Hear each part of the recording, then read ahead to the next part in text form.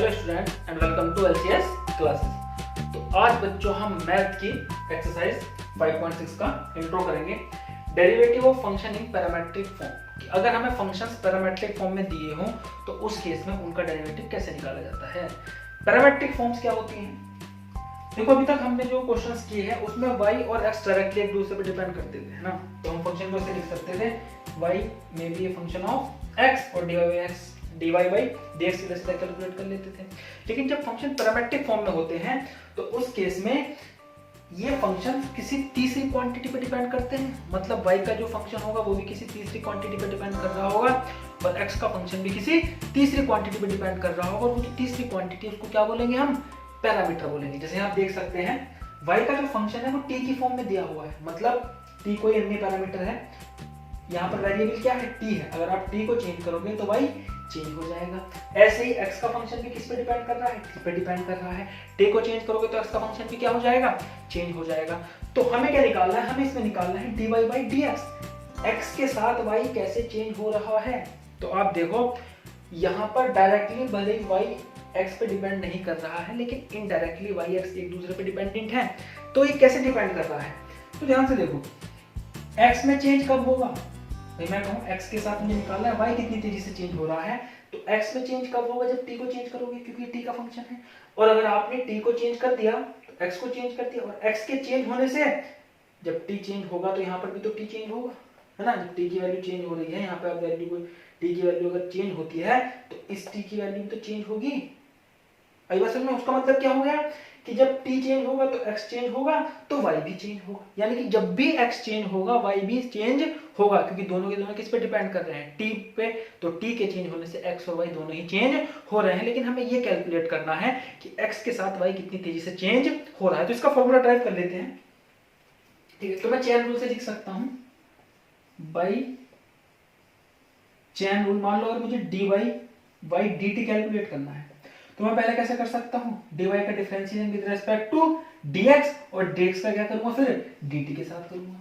तो हो गया chain rule, dy by dt आ जाएगा। dy का डिफरेंशिएशन मान लिया हमने, x कोई फंक्शन होगा विद रिस्पेक्ट टू dx और x का differentiation with respect to t के साथ कर दिया। तो इनडायरेक्टली क्या बन गया, dy by dt बन गया, ठीक है।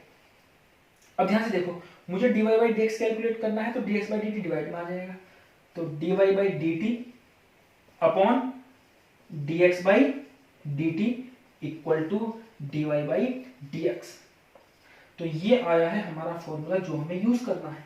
तो इस फॉर्मूले की मदद से आप dy by dx कैलकुलेट कर सकते हैं। जैसे मान लीजिए अगर आपको y, है ना, कोई क्या है, कोई t का फंक्शन दिया हुआ है, जैसे यहाँ पे लिखा है y equal to g t। इसी तरीके से x भी क्या है, कोई t का फंक्शन दिया हुआ है और आपको निकालना है dy by dx। तो इसको आप कैसे कैलकुलेट करेंगे, dy by dt upon dx by dt। ये हमने फॉर्मूला बना दिया। तो dy by dt क्या हो गया, इसका differentiation g dash t upon dx by dt f dash t।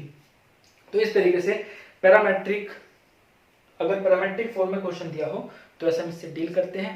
इसको नोट कर लीजिए। अब हम इसके एग्जांपल करेंगे, एनसीईआरटी के सोल्व एग्जांपल्स, ठीक है। उससे कॉन्सेप्ट और स्ट्रांग हो जाएगा।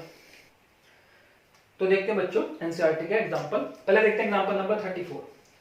हमें दिया हुआ है x equal to a cos theta, y equal to a sin theta. तो दोनों के दोनों थीटा पे डिपेंड कर रहे हैं। यहाँ पर पैरामीटर क्या है, थीटा है, और हमें dy by dx कैलकुलेट करना है, ठीक है।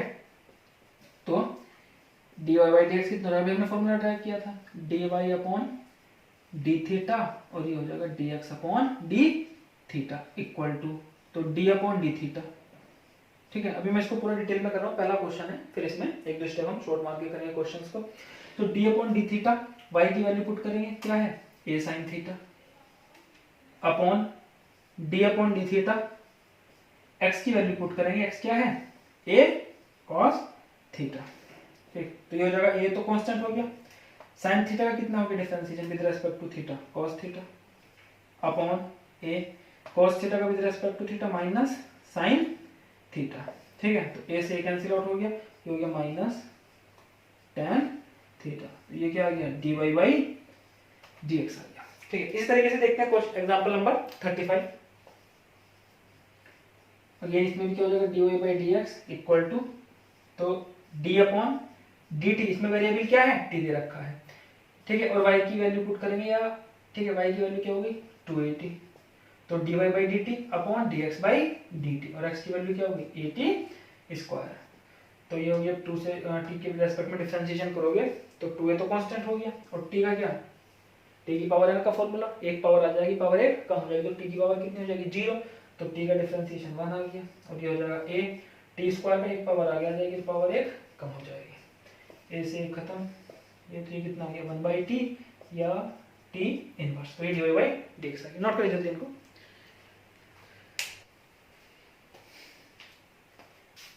तो देखते हैं बच्चों एग्जांपल नंबर 36। एग्जांपल नंबर 36 में हमें x और y दो फंक्शन दिए हुए हैं जो थीटा पे डिपेंड कर रहे हैं, ठीक है। तो ये भी क्या होगी, एक पैरामीट्रिक इक्वेशन होगी, x और y की फॉर्म में हमें क्या निकालना है, dy बाई dx कैलकुलेट करना है। तो फॉर्मूला हम ड्राइव कर ही चुके हैं, क्या, dy by dx equal to dy by d theta upon dx by d theta, यहाँ पे वेरिएबल क्या है थीटा है, तो ये हो जाएगा d by d theta, y की वैल्यू पुट करेंगे a 1 माइनस कॉस थीटा, ठीक है। और ये नीचे हो जाएगा d by d theta, variable की वैल्यू पुट करेंगे a theta plus sine theta, ठीक है।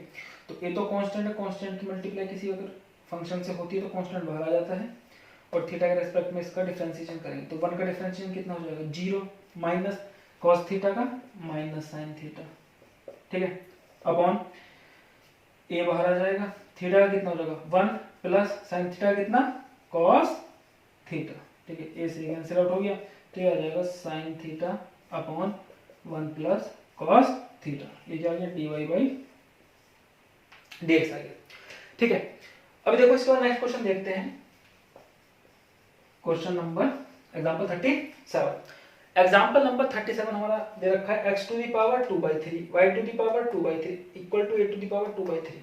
तो आप देख सकते हो सीधा सीधा इक्वेशन है, यहाँ पर कोई भी पैरामीटर आपको नहीं दे रखा है, सीधा y और x एक दूसरे पर डिपेंड करे कि इक्वेशन उनको रिलेट कर रही है और ये कांस्टेंट है। तो इस तरह के क्वेश्चन तो आप पहले भी कर चुके हो, ठीक है। लेकिन यहाँ पर इसका आने का क्या मतलब है, तो यहाँ पर इसका आने का मतलब ये है कि कई बार अगर आपको कैलकुलेशन भारी लगती है तो आप थोड़ा अपना दिमाग चलाकर क्वेश्चंस को पैरामीट्रिक फॉर्म में बदलने के बाद उनको सॉल्व कर सकते हो, ठीक है।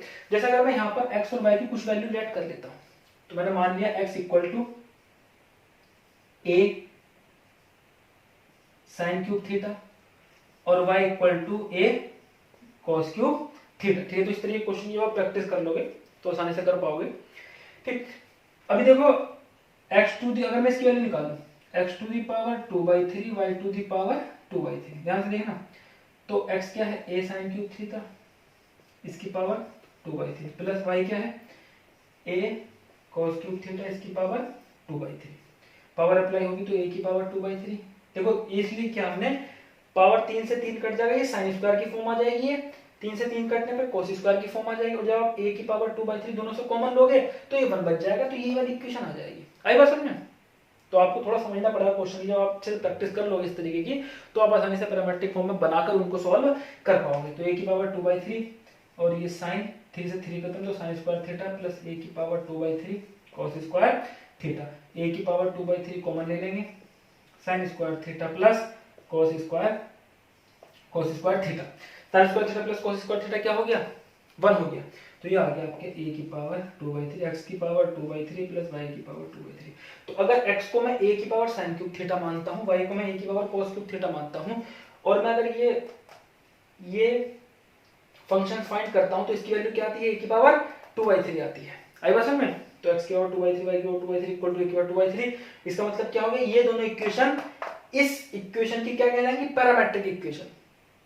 तो अगर हम इनको यूज करके dy बाई dx कैलकुलेट कर लें तो उतना ही आएगा जो आप सीधा सीधा इसके लिए dy बाई dx कैलकुलेट करोगे। तो वैसे ये क्वेश्चन आप सीधा भी कर सकते हो क्योंकि पैरामेट्रिक इक्वेशन वाले एक्सरसाइज में दिया हुआ है, इसलिए हमने इसको पैरामेट्रिक में बनाकर सॉल्व किया है, ठीक है। चलिए आगे हम इसको करते हैं। तो हम dy बाई dx निकालने के लिए इनकी मदद से निकालेंगे, ठीक। तो dy बाई dx ये क्या हो जाएगा dy अपॉन डी थीटा, हमने थीटा इसका क्या माना है पैरामीटर माना है, और y की वैल्यू पुट कर देंगे a cos cube theta upon D theta, और x की वैल्यू पुट कर देंगे a sin क्यूब थीटा, ठीक है। तो ए कांस्टेंट है।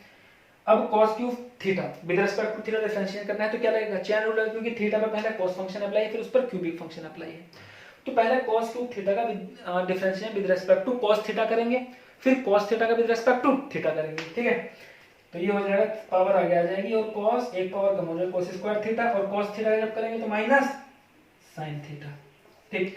ऐसे ही नीचे पावर आगे आ जाएगी, एक पावर कम हो जाएगी sin स्क्वायर थीटा और sin थीटा का cos थीटा। तो थोड़ा इसको सॉल्व कर लेते हैं। a क्यूब से सॉरी a से a कैंसिल आउट हो गया,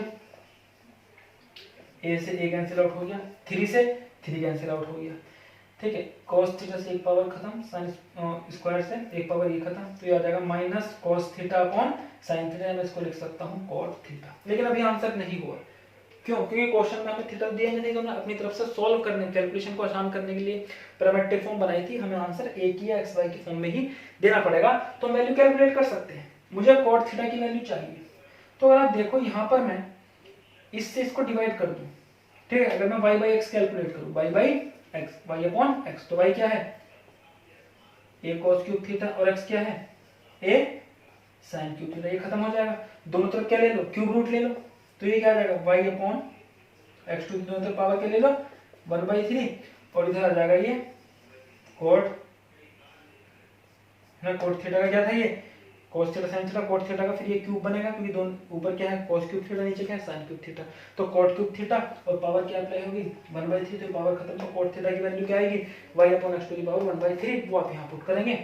तो इसी तरीके से dy by dx equal to minus के y upon x to the power 1/3। तो इस तरीके से आप सिंपल क्वेश्चंस को भी, अगर कैलकुलेशन भारी लगती है, थोड़ा दिमाग अपना यूज करके पैरामेट्रिक फॉर्म में बनाकर उनको सॉल्व कर सकते हैं, ठीक है। तो इस वीडियो में इतना ही। नेक्स्ट वीडियो में हम इसकी एक्सरसाइज कवर करेंगे, ठीक है। तो अगर आपको वीडियो अच्छी लगी है या कॉन्सेप्ट समझ में आया हो तो वीडियो को लाइक कीजिए, कमेंट्स कीजिए, ठीक है। अगर आपको कोई इससे रिलेटेड कुछ और जानकारी चाहिए तो आप नीचे कमेंट कर सकते हैं, और हमारे चैनल को सब्सक्राइब कीजिए। धन्यवाद।